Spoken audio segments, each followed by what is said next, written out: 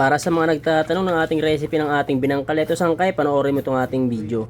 Kailangan lang natin ng asukal, asin, powder milk, vanilya, isang itlog, margarine, tubig.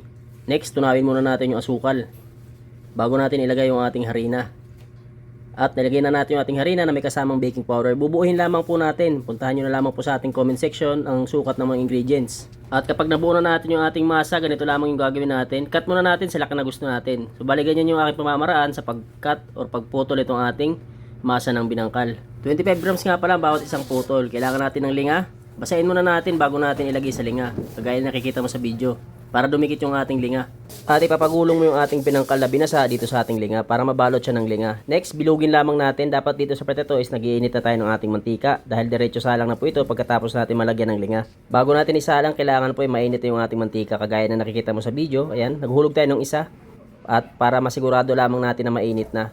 Papupulayin lamang natin yung ating binangkal bago natin alasin sa mantika. Kailangan po mag golden brown na siya. Ayan, bali kapag mapula na yung kabila, balik rin lamang natin para magpantay yung kanyang kulay.